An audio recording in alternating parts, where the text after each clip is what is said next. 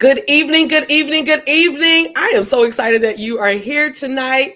Tonight, I'm going to be hanging out with artist Roszette Dennis, and we're going to be talking about her brand new single. I'm going to change the color of my lower third here because I definitely wanted it to be hot pink. Okay, and because y'all know I'm just a girly girl. That's just the way I roll. That's just how I roll. And listen, so I want you to help us out. Be a support. Share out this broadcast. I need you to follow Roszette. Make sure that you follow her and you connect with her. She has a new single that is coming out this month on the 22nd. And we want to do our little pre-sales and all of that great stuff for her. And I just want you to get ready to meet this incredible woman of God. Her background is probably going to really kind of surprise you once we really get into the nitty gritty of understanding exactly who she is. But I want you to grab your favorite cup of coffee, your soda, your water, your tea. I don't know what it is that you're drinking tonight. Milk? Does anybody do warm milk anymore? I never did. It's kind of gross. But I want you to go ahead and grab any of that stuff and get ready to meet Roszette Dennis. Hold on tight. And your train, it fills the temple. You are exalted. You're exalted. You are exalted. Yes, you are. You are exalted. Oh God. I'm telling you something. I have been singing this song for the past couple of weeks. I'll be working and then all of a sudden I'll just go ahead and sing the song. It really is such a beautiful worship song. And so without any further ado, I am so excited to, listen, let me get real churchy, to introduce to some and present to others, Miss Roszette Dennis. Roszette, how are you doing tonight? I'm doing very well. Thank you. How are you? I'm good. Okay, listen, I got to ask you, talk to me about what did you do before we went live today? What did I worked Yeah, today. what did your world look like right before you got on? Oh, right before I got on, I was in here trying to make sure I was in place, logged on the right way, and then waiting for daughter to get in to get grandbaby, and that's it. But it's been a work day, been working. So pretty, normal day. A normal day. And so I like to ask that question because, oftentimes we show up, we show up for these interviews and there's a whole life that is happening all behind the scenes, right? And so I'm always interested to know, okay, what did your life look like before you showed up and you were all glammed up and pretty and, what was that like? Okay, so you were in your, what are you being called? Mom, grandma, nana? Gma. Yes. You were in the Gma state. Okay. Okay. Yes. What is that like? How many grandkids do you have? So we have 5. You have 5. Yeah. Granddaughter and 4 grandboys. And the oldest is 3 and the youngest is 2 months. So the granddaughter, wow. So it's pretty amazing. It's amazing. It's exciting. It's surreal. And then also a blessing too, because I'm like, wow, the Lord has allowed me to see this and experience this, so and then I'm excited too because they're all close by, so I get to interact with them. Yeah, that's nice. That's so nice. So so this is number 5. Does it ever get old? Because I know this one is not that old yet. No, so actually we have, like I said, granddaughter, she's 3, and we have twin grandsons that are 17 months. Then we have a grandson that's 6 months, and we have a grandson that is soon to be 2 months. So I can't say there has been time for it to get old because everything is so new. The babies are so new. So yeah, so you get excited every time there's a new grandbaby that arrives. Yeah. I love that. Yeah. That is so sweet. I love that. So, okay. So we now know that you're a Gma, but right. Take a moment and tell us about yourself. I know a lot of people like to read long bios. It's just not my style. I'd rather for us to get to know you in your own words. And I'll be honest with you. I hate when people ask me to talk about myself. So this is me returning the favor and Why, thank you. Somebody else. What's she gonna do it to me? Look. Yeah, it is very challenging to talk about just some, I guess to sum it all up, simplest terms, I'm just somebody that I love the Lord and pretty simple, laid back. I know probably people want to know more than that, but of course, wife, mom, GMA, realtor, friend, all that good stuff. But and I'm pretty private too. Like that might be surprising, but I'm a private person. I love people, and of course, public because we've been in the ministry, my husband being a pastor and so forth like that. But I'm really, pretty private, low key, laid back. Okay, so one of the things that you mentioned is that you're a realtor. Yes. So, okay, well, you didn't talk about the fact that you're Oh, a no, pastor's wife. Yeah, I am a pastor's wife. Yes. So yeah, listen, like first of all, talk to us about what that is like, because oftentimes we see the pastor if it's the man of the couple, and a lot of times the first lady is first lady has learned to be a support, and we don't get to hear from you guys that much. So what's it like being a first lady? So it's a privilege and an honor and a lot of responsibility. That's the way I would describe it. So, and of course, my story is I'm not even supposed to be married to a pastor. I just wanted somebody saved and love the Lord and help me raise we raise the kids together, go to church on Sundays, and we're good to go. But then when I really think about it too, and counting it a privilege because the Lord saw something in me, you know what I mean, to allow me to come into this. And my husband is a founding pastor of our church. So it's not like, anything was inherited or passed down. So we are from the foundation. So we've been in there working. I've been right there, in the grind and in the thick of it too. But I do see it overall as a blessing, you know what I mean? And I'll go this way real quick, because all those years before Christ, all I used to do before, got saved and born again and all of that, did whatever. But then the Lord saved me.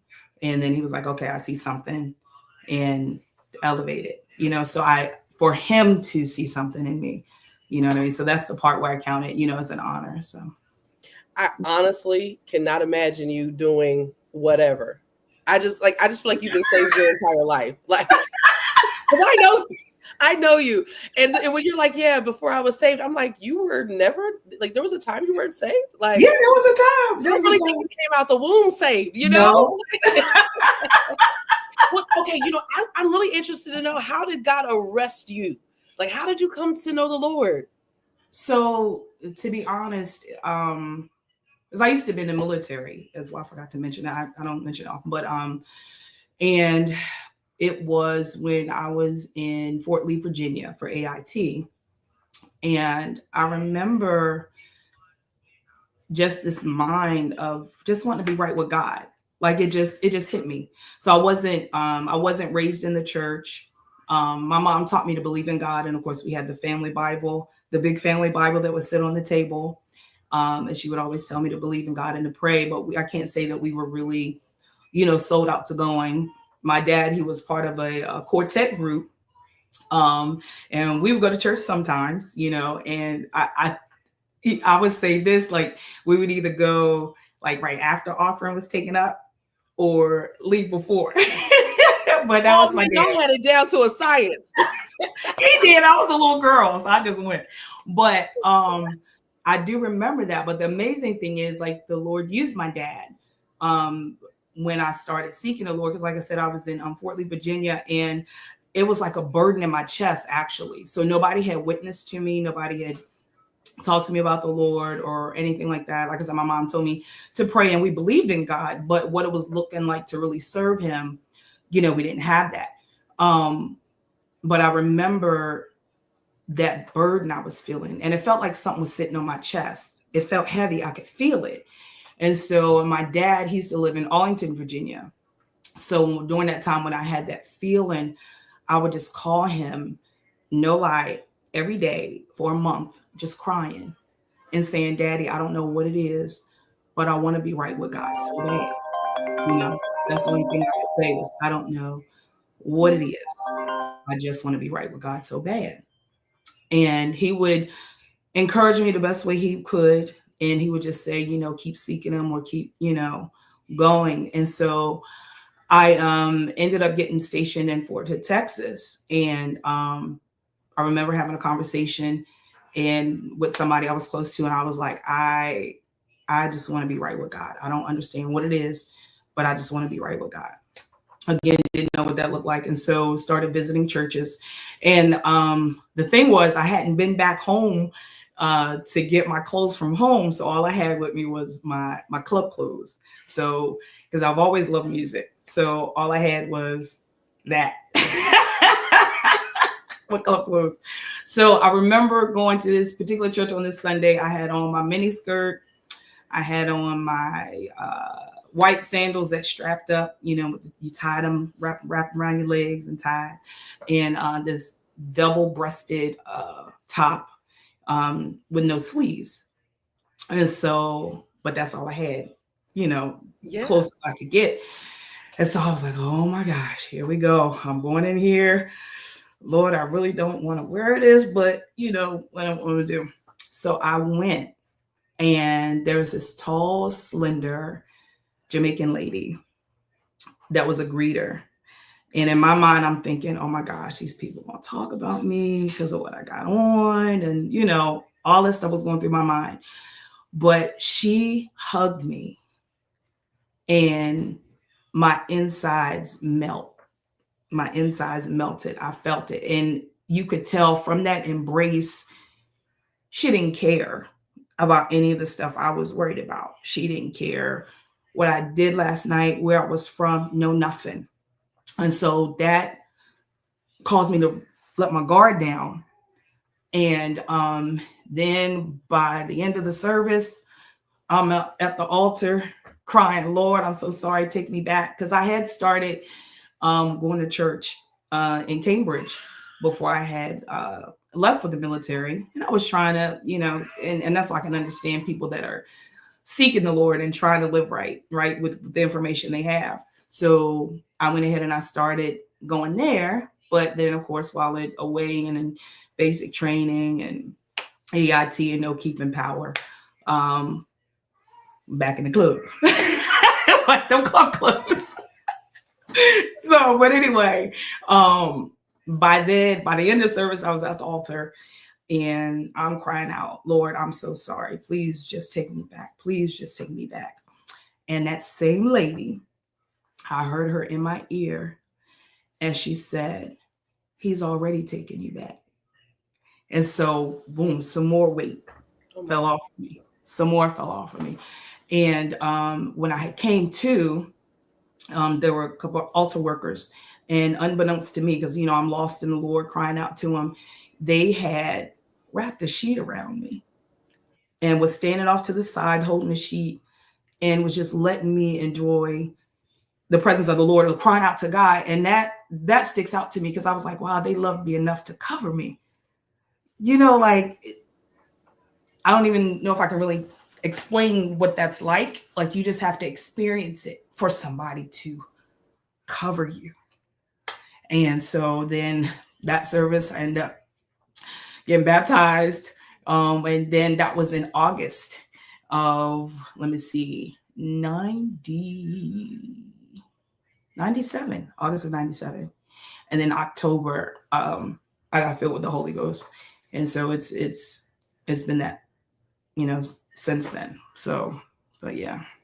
I think that is so beautiful to hear your story, and thank you so much for sharing it, because I didn't even know I was going to ask you that question, but there's so much that we can extract from that. You know, how the greeter disarmed you as soon as you know what I mean. I think we all have to remember that every single position is important.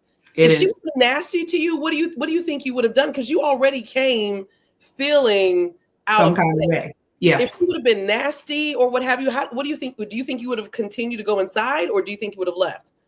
I probably would have went inside, but probably would have avoided her.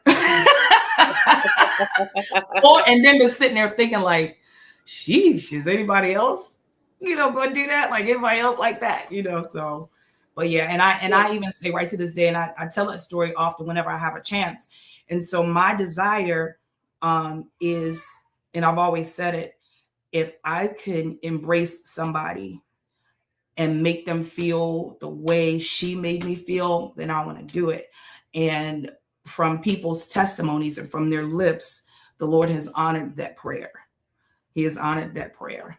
So come across people, and of course, is as the Lord leads, because not everybody is, real open to accepting hugs or embraces or something like that. So you guys use wisdom when it comes to that. But there's there was healing in her hug for me.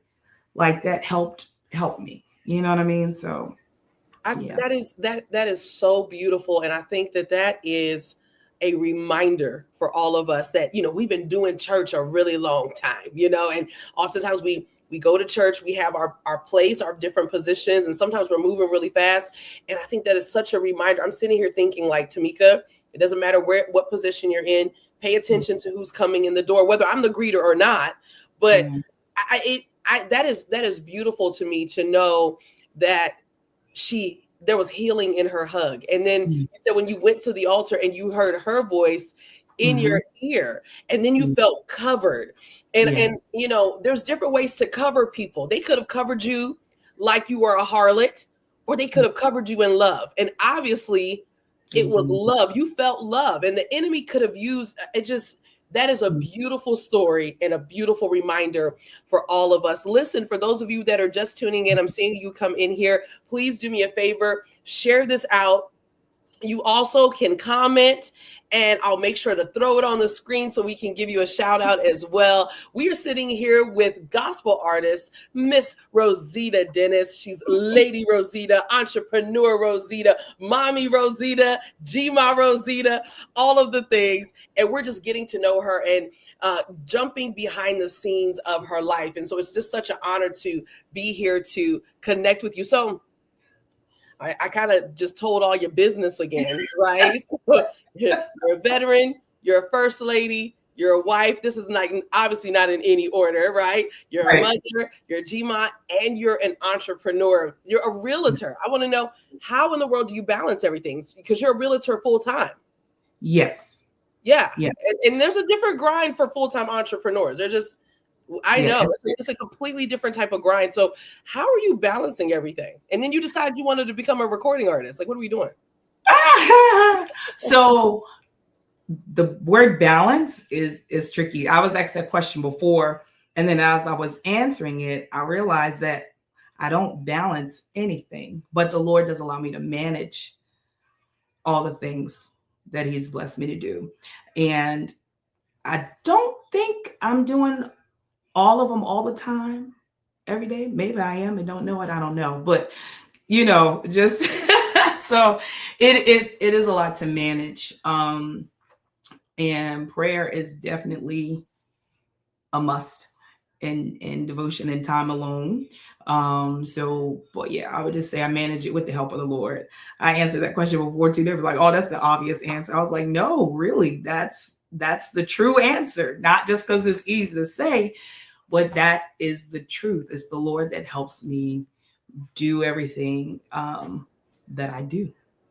Yeah. And still keep it together, I love that too, though, because I think for balance, the word balance can be a little bit scary, because when you're trying to balance things, it'll make you feel like you're not doing something right. And so for you to say, listen, I manage it with the help of the Lord, we look at it, in Ephesians 6:10, where it says, be strong in the Lord and in the power of His might. It was never intended for us to be here and to be trying to do things alone. And, the Lord knows that we're human, and He is okay with us doing things in His strength. And that's the way that it should always be. So I absolutely love that. I want to ask you, so when did you know that music was your thing? Like, when did music become your thing? I know you were in the club, but. And actually, before we move on to answering that question, another way, I do have a good support system too. So I can't, of course it is the Lord, and He'll put people in place at the right time to help. You know what I mean? So definitely don't want to forget that. So it's not like it's me doing all. It's not very often I ask for help, but when I do, it's there. And then my girls, especially my youngest two, because I have three girls, they've been under me, so they can kind of pick up on when, okay, we needed that. And then, I've been blessed with a daughter in love, and our relationship is evolving all the time. She's a sweetheart. And then she can kind of, she's learning me and can kind of pick up and stuff like that too. So yeah, I wanted to say that. So the music, I can't say that I really knew. I just always loved singing and dancing. I loved singing and dancing. That's why I was in the club. I wasn't in the club for some of the reasons maybe other people were, but I loved the music and the dancing. That was what I was drawn to for there. But the singing, I've been singing ever since I was a little girl. And I remember being in front of the TV and listening to Shirley Caesar, like watching her. And then outside of Shirley Caesar, there was Anita Baker. I used to watch her. And there was one more. But I would always, I was drawn to them. And I would see them singing in front of all these people. And I was like, I could do that. I think I want to do that. Little girl didn't understand. So whenever, I had a chance, there were talent shows and stuff coming up, I would sing in the talent shows. And of course, I didn't have just the soundtrack. So you singing with the people. Well, one time I was at a talent show with my cousin. He and I, what were we singing? I can't remember the song. It was a male and female duet. But anyway, the tape messed up and it stopped right in mid-performance. So you got all the audience out there and the tape stopped and he looked at me and I was like, keep going, so we kept singing. But yeah, I've just always loved singing. Now, it wasn't until I got saved that I understood the significance of it and behind it, which I had to grow into that. But yeah, it's just always been, something I love to do. So then how did you come to know that this was a calling and it wasn't just some talent? Actually, when did I start getting an understanding of it? I think it started being revealed a little bit when we were attending a church in Salisbury, but I would say the effectiveness of it really started dawning on me when we went to Greater Love in Milford, and we were Bishop Boardley was the pastor, and he would call me to sing. So fast forward, and you don't tell everything, right? But tell enough for God to get the glory. So I was in a very dark space when we started going to the church, right? I was broken. I mean, I was broken. And I was still smiling though, and still cordial to people, but it was kind of like, okay, I'm a little bit messed up here. And so what Bishop Boardley would do once he found out I could sing, he would call me up to sing. And I was saying within myself, doesn't he know, can't he see, I'm broken. I've been through this. And then, but what I realized was each time he called me and I sang and the Lord would bless, there was healing in it. There was healing. I was being healed. And then other people were testifying of the anointing and how it changed things for them and made them feel better. And then different ones would call me to sing if they were in the hospital, or I went and sang for people in a nursing home before, and different things like that. So I think that's when I really started understanding that, okay, it's a gifting, and an anointing that the Lord trusts me with. Because even now, might not be part of the question, but I feel it's important. When I was working with Scoob, the producer, he was saying that, or confirming, well, he said, the Lord used him to say that every time that I open my mouth to sing, it has to be about God. and he has to be the focal point, or else it's not going to work. Which we know, without putting him first and making him foremost and following his desires, it's going to fall into naught anyway. Or it could be that other people are blessed and then you're a castaway, and I don't want that. Right. So yeah, it's just and we had, my girls and I had the privilege of being in concert before several years ago. And actually you and I had met at one, and I didn't know you were you. And I don't think you knew I was me. And the Lord used us to shift and break the atmosphere, even for other people that were going to be performing that night. So it's like, okay, all right, Lord, help me to walk out your will. I can't say I quite, understand everything 100%, but it's like, once you learn and become aware of what you have, which the enemy does his best to make sure you don't know what you're working with, because then you're an even bigger threat to his kingdom. We'll leave that alone, but yeah. Absolutely. And yeah, and the thing is, when we reconnected, I knew exactly who you were as soon as you said your name. I was like, "Oh my God, it's you!" So yeah. So that was just good times. I know, when we reconnected, was it earlier this year, even possibly last year at some point? Maybe I was telling you that I had kind of stepped away from doing music. I had really just become really disenchanted with it, because of how I felt like people wanted me to sound a certain way, and I don't have that particular sound. And so I had gotten sick of it, and I walked away from doing music, and I was really okay with it. Have you ever felt like that? I know that there are some people that are probably tuned in, and they're, seeing that you put out, that you're getting ready to come out with a single. And oftentimes we see people who they're pursuing a dream. And even though we kind of know, like, okay, everybody has a story, we don't oftentimes know how they've arrived at the place where they're at. Have you ever had to deal with either not feeling good enough, feeling like, okay, this isn't for you? And if so, how did you overcome that? So yes. And I even went through a phase where it seemed like everybody around me was doing it, but I'm having a hard time, So yes, I have had it. I've always been able to push and encourage other people like nobody's business. Yeah, do it. Yeah, you can. You can accomplish it. But it was a little challenging when it came time for me to do it, because I had a couple moments of, yeah, maybe not me. Like I would like to. Like I've always desired to put out music, and not. I can't say that I wanted to do it to be famous or anything like that, but just to share. You know what I mean? Just to share, because like I said, from the experiences of people, calling me to sing and so forth, I was like, man, that'd be nice if I could just make a CD. You know what I mean?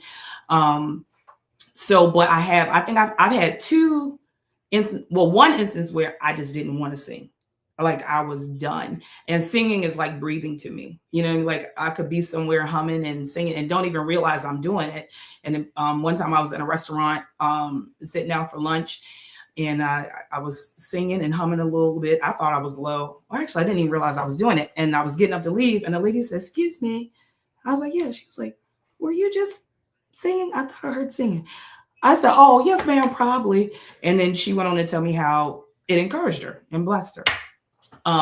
But I did have an experience where I just didn't want to sing, and singing is like breathing. And that came from not being aligned with the right person. So, and it was bad. It was horrible. And I was like, forget it. I don't want to do this anymore. And then people that have seen me and heard me sing before, during this season, if I was called to sing, they could see something different. Like, those that knew, knew something different. And so, yeah. But thank God I got through that. So your other question was, how did I overcome that? Challenging the negative mindset, feed myself with the word, and then listening to the right voices. Listen to the right voices, seeking God, Lord, you said, and if this is not like a bad desire I have. This is not like a selfish desire. And you said, if I delight myself in you, you would grant the desires of my heart. So, be your will. So that was it. And then also, and the Lord would send people to encourage me, my children. It could be something I read or saw, or something like that. So yeah, that's how I was able to overcome, through the word, through prayer, and the Lord sending people and helping. I love that. I love that. And even with all of that, we have to be receptive to it, Yeah. and I love that you said that the Lord sent people to you, but you were actually in the word and you were praying. So you were intentionally chasing after the Lord, which Yeah. means you were open for him to heal your heart, because people don't realize, everybody's always like, oh, you got to have a tough skin. Listen, sometimes people just need to learn how to be nice. Because Mm-hmm. sometimes people are just not nice people. And so even though you do have to have a tough skin when you are, when you are a creative, I don't think people understand that it's a journey to really kind of get that thick skin. I think some people are born with it. Yeah. I wasn't one of those people. I'm one of those folks. I used to cry all the time. Like, I was just so sensitive. I was so super sensitive. Now I got this tough. I have some tough skin now, and I'm really okay. But I had to find my identity, and I had to have it rooted in the Lord as well. Yeah. I think the times when I was like, oh, I'm so over this, it's because I was trying to be validated. I wanted to be validated by everybody else that was around me, Yeah.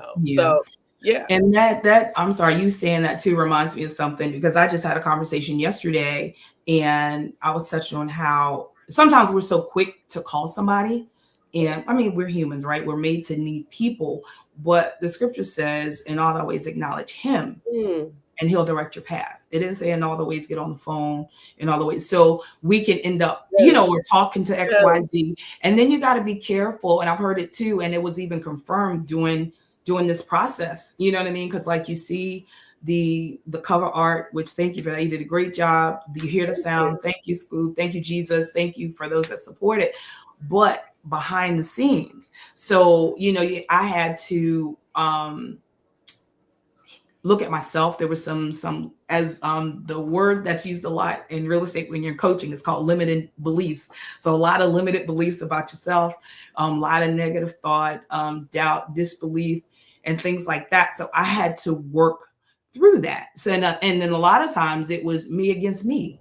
You know what I mean? And so then when I became confident in who I was in Christ, was like you said, you had to get to the place where you were set in who you were. Then I was able to say, okay. And then learning and knowing for sure that you know the voice of God. Like, I am known of God. He knows me. I'm his. I know his voice. You know what I mean? And to trust that within yourself and not look for that validation. So that was part of the journey as well too. So I'm not going to sit here and say, I didn't have moments where I was like, and then this actually caused me to go back and to apologize to some people if I unintentionally discouraged them with something they shared with me. Because when you've never done something before, and you're not surrounded by a lot of people that have done or accomplished or know how to encourage you, then unbeknownst to you, you can be discouraging. You know what I mean? So yeah. That's good. That's good. That's really good. It's making me think, like, who have I discouraged? You know what I mean? Like, Lord, do I need to go and apologize to some people? Man, that is just so good. Okay. So let's talk about this single. Let's talk about this single. You Are Exalted. I'm gonna tell you, it was such an honor, because you put it out there. I wasn't gonna say nothing, but it was an honor for sure to be on your design team. And first of all, I loved the pictures. I know that you worked with Terry from BTN Photography. Yes. I was in love with the pictures, so it was a lot of fun for me to work with. I think I sent you like 5 or 6 different covers to choose from. Yeah. I just had so much fun with all of the different pictures. But talk to us about the single. Where does it come from? It came from a place of despair. That's where it came from. So I remember coming home one day. It was during the pandemic. I think probably at the start of the pandemic. And I came home one day and I was in my kitchen, and I remember the thought process going through my mind. I was a little overwhelmed thinking about different things that had happened, either me personally or somebody in my family. And then you looked at all that was going on with the pandemic, and then different ones just going through so much, you know what I mean? And I was like, wow, you know what I mean? And, losing loved ones, losing jobs. And then you had people that were facing stuff, even outside of the pandemic, you know what I mean? Because I know we use that as a marker in time now. Like that's how big it was and how impactful it was as we do, pre-pandemic, during, and post. But I was thinking about even those people that were dealing with stuff even before the pandemic hit, and then now the pandemic is here. You got those who maybe went off to college and that was their way out, right? Like that was the difference in their life for them to get out of the environment that they were in, to change their life, to do something different. And now because of COVID, colleges shut down, he had to go back home. I'm like, oh my gosh, what are they going back home to? Those that are, I was just thinking about those different things like that. And I was like, gosh, so much going on. People are probably wondering, where you are, if you're real, and different things like that. And I just heard him say to me, but how do you see me? And I said, I still see you high and lifted up, because even with all of this going on, you still reign. Like this didn't take you by surprise. And I said, I still see you exalted. And that's where it came from. And I just started humming it and singing it. And then I started singing it for praise and worship at church. And it was amazing to me. But then some of those that were singing with me, they probably got tired of singing it. I said, no, she don't know other songs. But it just went. Don't she know anything else? First lady always talking about you exalted. Man. Like this, we know you up there. Like this shit. We know, we get it. He's up there. He's exalted. Oh my gosh. Woo, yeah, but yeah, that's where it came from. And actually, a lot of the songs that I write and have written, they usually come from a trial, either going through or you celebrate because you're coming out. So it's either in the trial or after the trial, you know what I mean, that a good one to come. So yeah, that's where it was. So tell us about when the song is coming out. How can we get it? All of that good stuff. So it's actually coming out on November the 22nd. Yes. November 22nd. And so it's available Amazon, Spotify, Apple Music, Deezer. Yeah, wherever music is sold. Yeah, wherever music is sold, like she said. That's what it is. Wherever music is sold, but it is available for pre-order now, yes? It is available for pre-order. Yes, it is. Yes. So guys, if the snippet you heard is a blessing to you, support. Go get it. I really do think it'll bless you. Because I know it blessed me and it resonated with me. And it helped pick me up out of a pit of despair, not just one occasion, but on several occasions. And it's something about focusing on the Lord. And it's something about worshiping him. It's something about exalting him in the midst of, and not saying that everything is always peachy keen, not saying that everything is sprinkles and rainbows and Care Bears. It's not. But I go with the scripture says, I will bless the Lord at all times. So, but do you really mean that?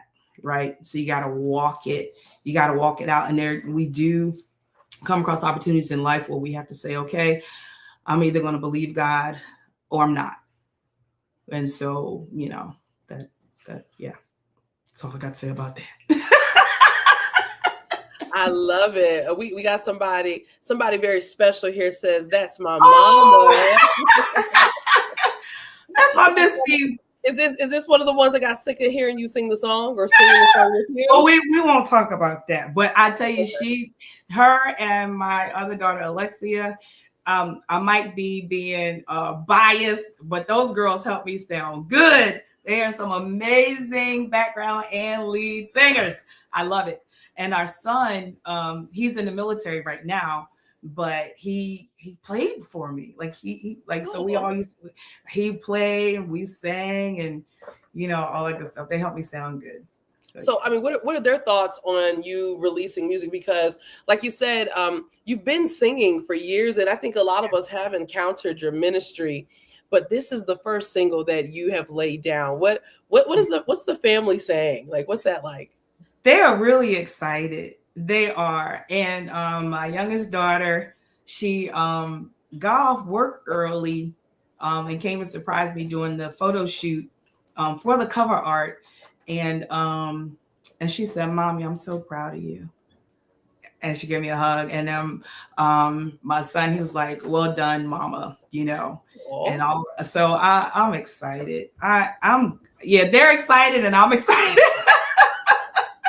Yeah. Oh, you can tell, right? I'm giddy and carrying on. And you need to keep that. You know, yeah. I think that's the fun part about it. Like, the hard work is being in the studio. The hard work is having to go and do take after take sometimes, you know, and all of those things. And so, you know, I'm proud of you. I'm excited that you are releasing your music. And listen, y'all, it's available now for pre-order. So let us start helping now. Let's try to get her on the charts, y'all, and go and pre-order. Wouldn't that be awesome? Wouldn't that just be awesome to do that? As you can see, and I'm driving everybody to Amazon right now. If you go over to Amazon, I think it's what, 99 cents? Yes. It's 99 cents. So can we please support our good sis here? Let's support our good sis. Okay. And let's go ahead and grab the single. Let's go ahead and grab the single because it's dropping on the 22nd. Yes. And yeah, when is that next week? 2 weeks. No, 2 weeks. Wait a minute. It is next week. Is it? Let me pull out my calendar. Hold on. It's next Friday. Next Friday. Next Friday. Can you believe we're almost through November? No. Yeah, when this year first started, I didn't know what this year was going to be like, and now the year's almost over, and I'm like, what is really going on? You know, this has just been. When you take stock of your year, because I'm getting ready to let you go. When you take stock of what this year, the totality of what it has been, what lesson have you learned that you think you're going to take into 2025? One lesson? It can be multiple if you want. That's fine. No, I want to try to narrow it down.